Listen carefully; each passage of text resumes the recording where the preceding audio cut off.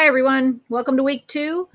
This is the first lecture for week 2. It's called Welcome to College. The following slides, I'm going to explain the learning process and help prepare you for the semester ahead.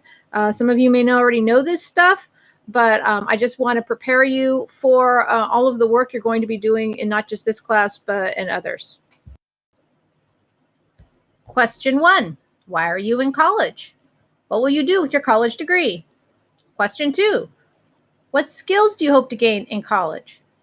Question 3, on a scale of 1 through 10, how would you rank your current skill as a writer? How about your current skill as a student?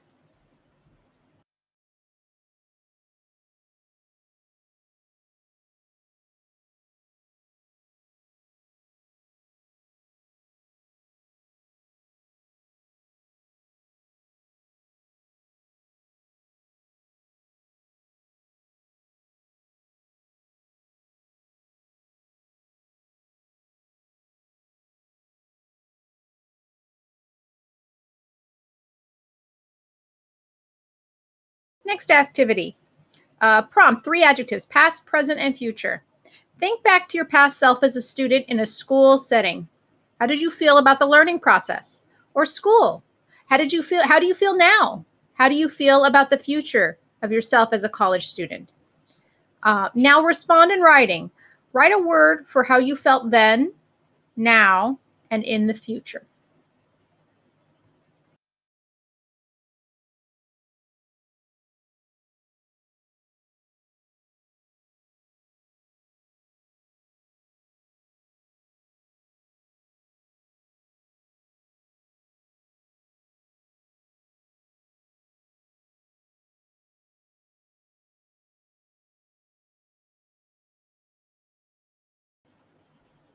So, based on what Professor Dweck says in the previous slide and video, you need to practice being a student. You need to practice the skills of note taking and paying attention in lecture and figuring out how to go through the motions that make for successful learning. Okay, this is your responsibility as a college student. Essentially, you have to advocate for yourself. This is actually good news because however you performed before in high school or any other previous semesters in college, essentially you can learn the skills through practice to get good grades, no matter where you are in life or however you have done before. You can essentially set reset and do better from now on in your classes. Every student has the right to fail. Skills are developed with practice and repetition. Like a sport, studying, reading, and writing require lots of time, practice, mistakes, revision, and guidance. You wouldn't show up to basketball practice and expect to be an expert player sitting on the bleachers or dragging your feet along the court. Merely showing up to watch everyone else play or barely trying and refusing to push yourself won't turn you into a competitive or even a competent player. Acquiring any skill, be it knitting or painting or weightlifting, meditating or gaming, takes practice.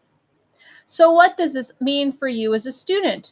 You could do all of the homework, the essays, go to tutoring and write all of your essays and still not pass. Passing is not just the accumulation of work done, but your ability to use the skills you learn to perform at the reading and writing standards for a college level writer.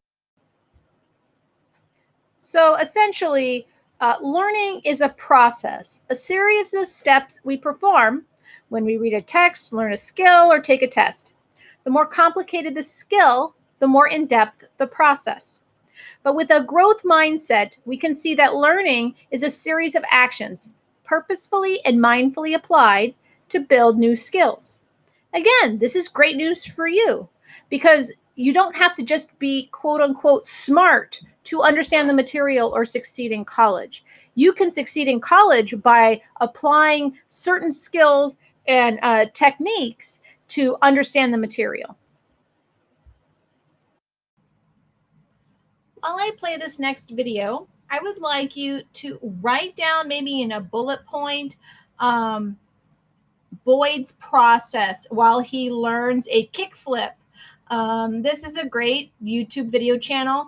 This guy essentially records his learning process and shows you all of the steps that he took in order to learn a new skill. So, what I'd like you to do is to write down all the different things that he does, includes failing or revising a strategy, so you can see how he learned this skill. What steps did Boyd use to learn? Question 1. What happened when he made a mistake? Did he have to revise a strategy? When? How? How many days do you think it took him to learn the skill to ollie? What did you learn or notice from mapping his process? How can you apply this to your own learning as a college student?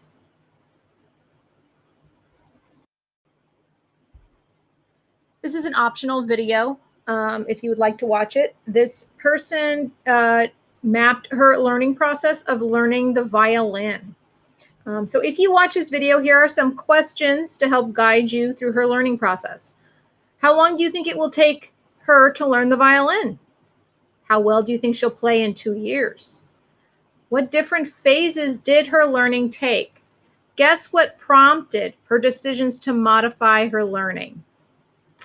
Learning a new skill like studying and performing at the level college demands takes time. You can learn to be proficient, but you won't become a master student overnight. You may need extra time, like retaking a class or studying longer than a peer. You may need extra help, like tutoring or going to office hours or registering with disability services. However, I believe almost everyone is capable.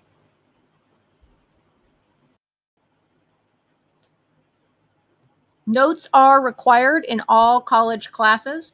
Not all notes are created equal, though. So I posted one that is very effective. Cornell Notes, you've probably heard of them. They come out of Cornell College. If you took an SAT course, you would probably learn this method of note taking because it is very, very effective.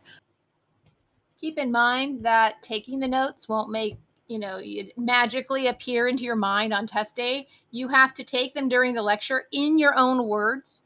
You have to revise them at home. So right after you get home, you should go back and cross-reference with whatever material is on Canvas or what the teacher has given you. Make sure they make sense to you or your future you. By the time test day comes around and you're trying to study a few days before, you may not remember what your notes meant. So make sure that you write them for future self when you go back to read them. And you want to actively recall the info often. You don't want to cram. So maybe, a couple nights a week, go through and just reread your notes, or right before lecture, make sure you reread your notes often so that you can recall them. So taking notes is a requirement. In college, you are expected to take notes during all of your lectures and lessons, to cross-reference your notes with the slides, materials on Canvas, use them to help you do your homework, and review them immediately before each week's lectures. In this way, you will actively be recalling the material and not cramming the night before. Okay, so let's test your skills at taking Cornell notes. What I'd like you to do is to watch this video. You can click this link, practice your Cornell note-taking skills. It will open up a Google Doc and it give you a template to fill out. You can also fill out the Cornell Notes template I have pasted in the Welcome to College interactive notes.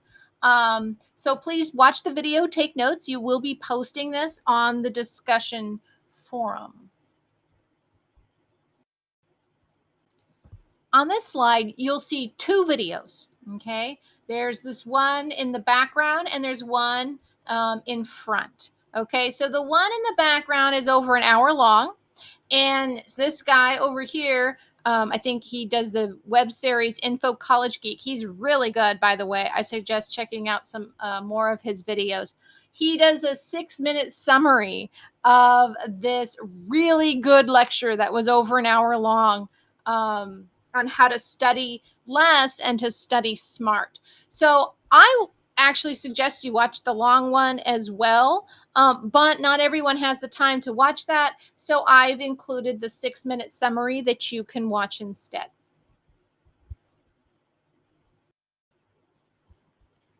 Okay, we're going to switch gears here in these slides and we're going to talk a bit about mindfulness. So let's prepare for this section by answering the following questions. There is no time limit. So you could take 30 seconds, you could take longer. So answer the following questions. Write a list of negative self thoughts you've had about yourself as a student. For example, I didn't used to think I was very smart. I didn't pass all my tests when I was in high school. I actually didn't do very well at all. And I thought maybe I just wasn't very smart. When the truth was, I just didn't know how to study. Question 2. What thoughts about education no longer serve you? So, my past thoughts of education revolved around not being smart or the material not presented in a way that made sense to me. And I thought perhaps that was their problem, not mine. Question 3. What thoughts about your past self as a student or in general are you ready to leave behind? I was ready to leave behind the one that said I wasn't very smart, which meant that no matter what I could do, I would never be a better student, which that was not the case. I learned to study, and so that way I actually became a smart student. So, with those examples, go ahead and spend 30 seconds to as long as you'd like answering these questions. Okay, so let's watch this video on the importance of mindfulness and meditation.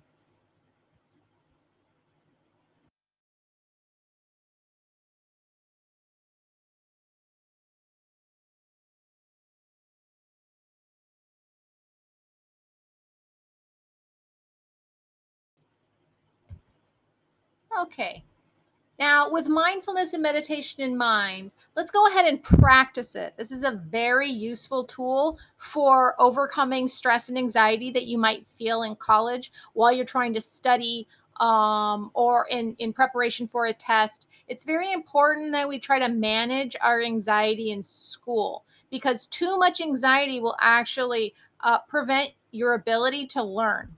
Okay. So sometimes you might need to distress.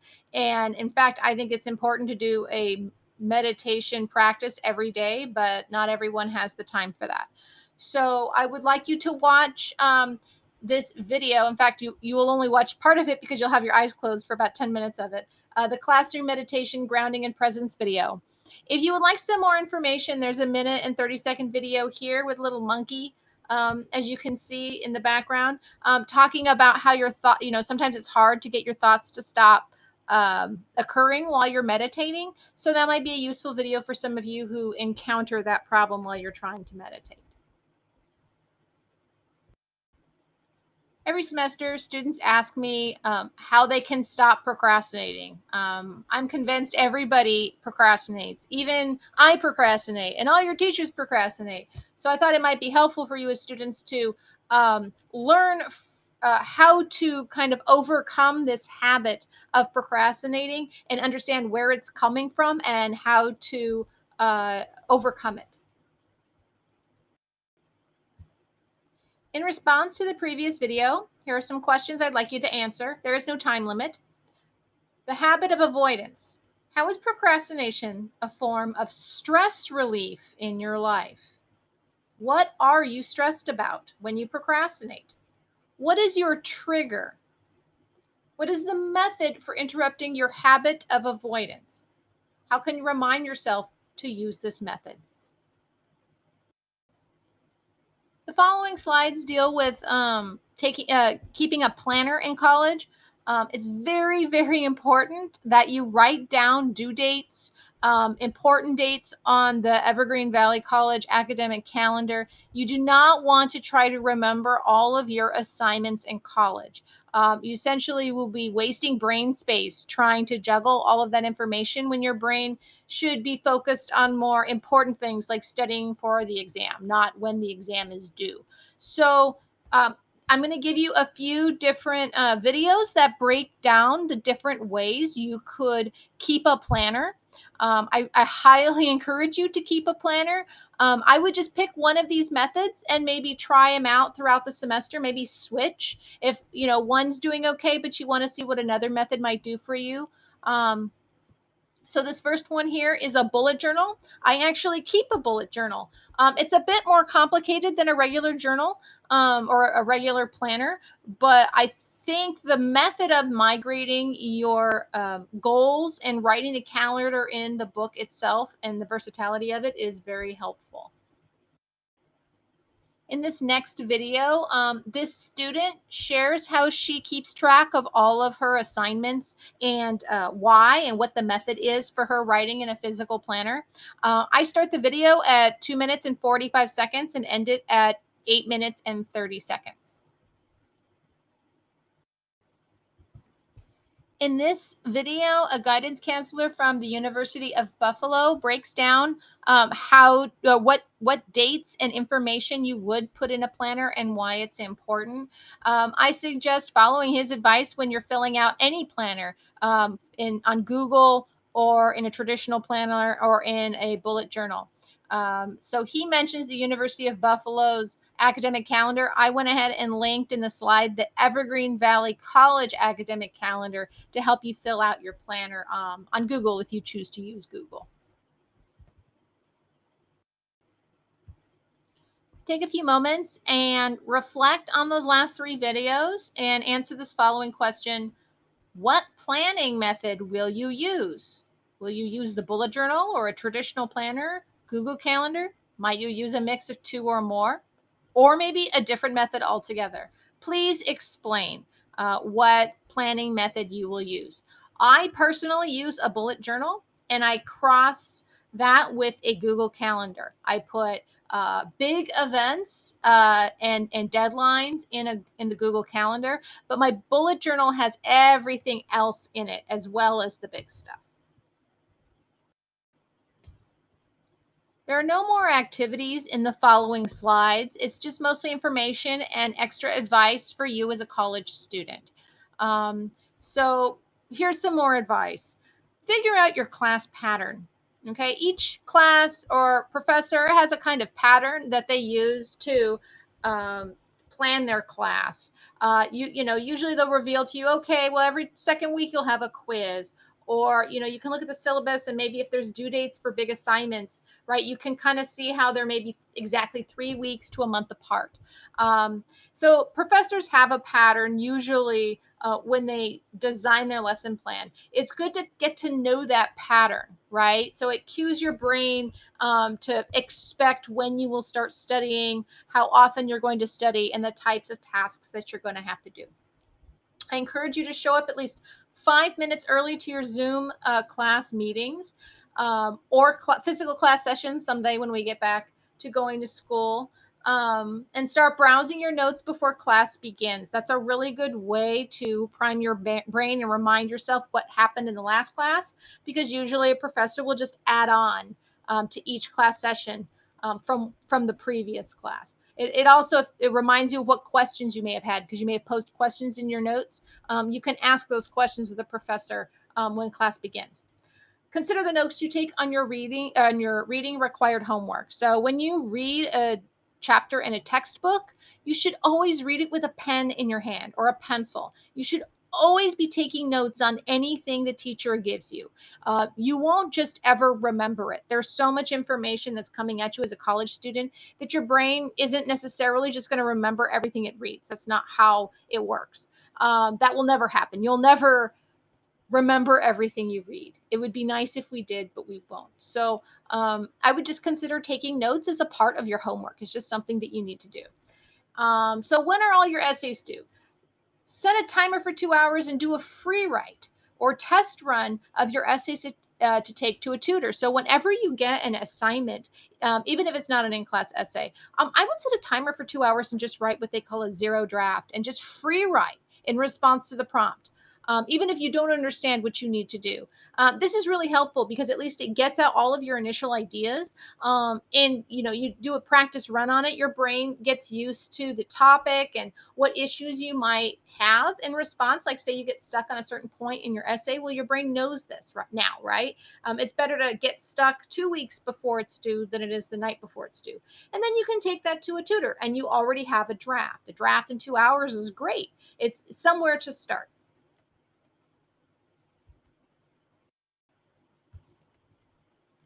This guy again, I have another video of College Info Geek. He is really good. I suggest checking out um, his YouTube channel. He's got some really great videos for college students.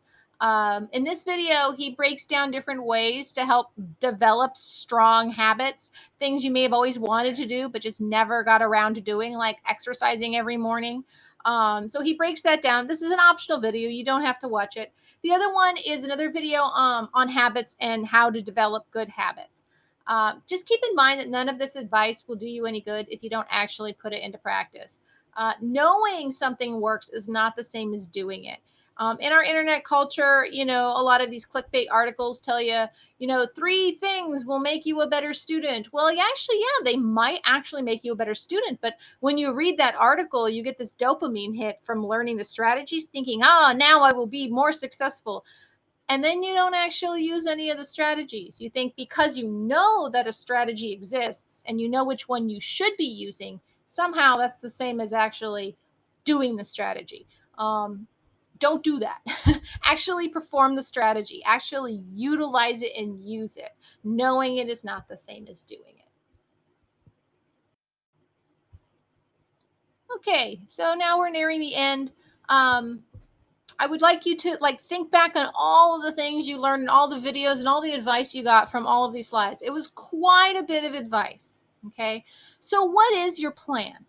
Maybe try writing out your goals, right? Migrate them from day to day. Maybe your goal today may not be your goal tomorrow. Maybe it's a big goal that lasts an entire month.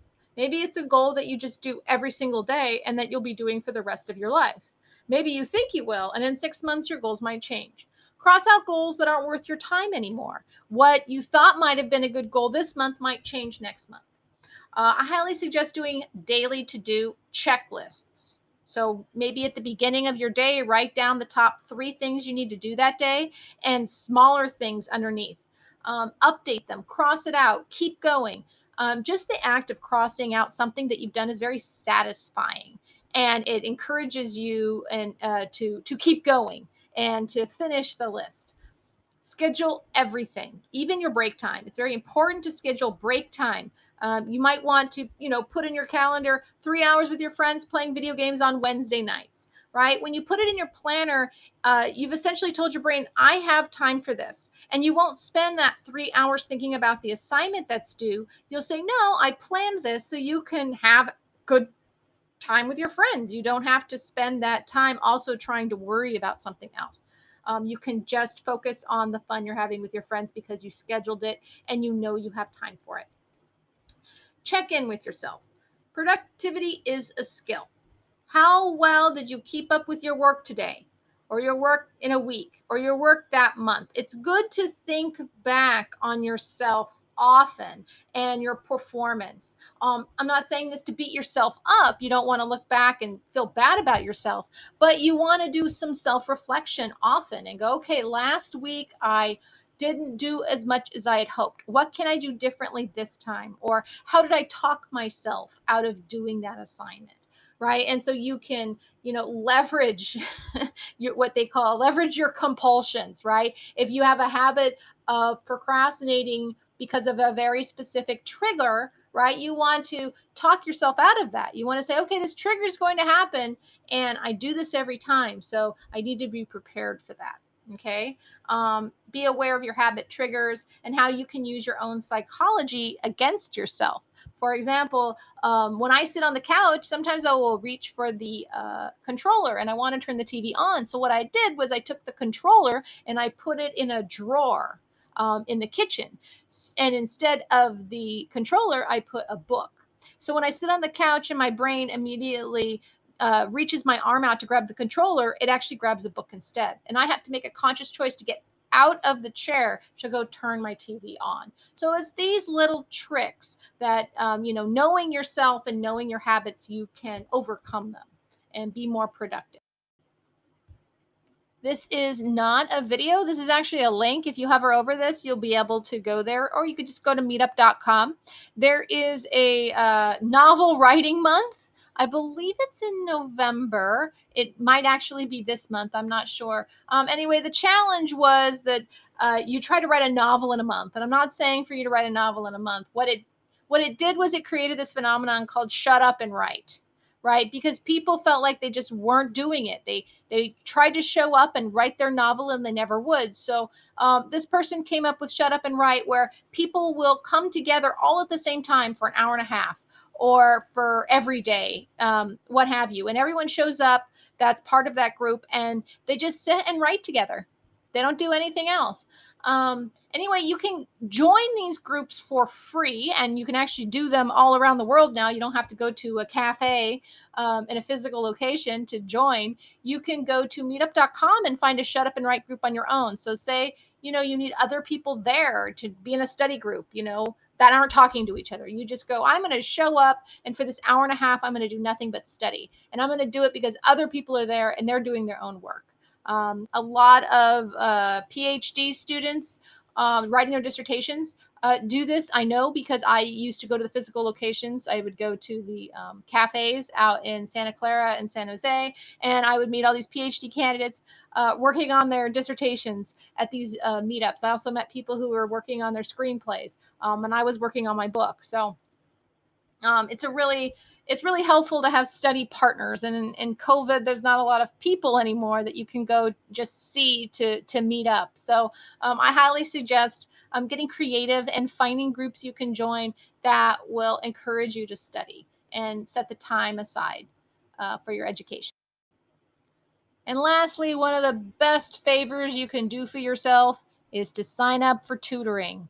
It is not a sign of weakness. It is not, it's not letting yourself off the hook for figuring it on your own.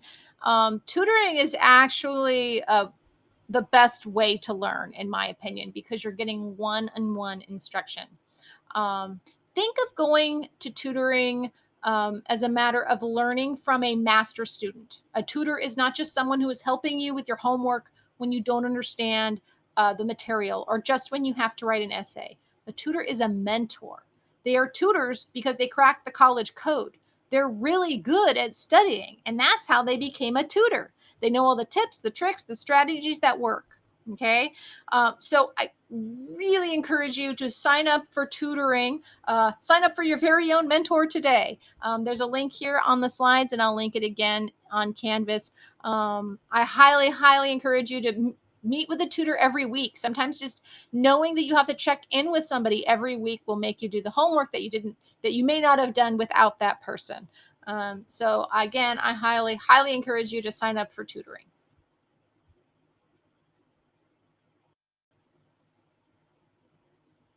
And lastly, I'm going to share one tip that I use often, especially when it comes to YouTube and YouTube videos.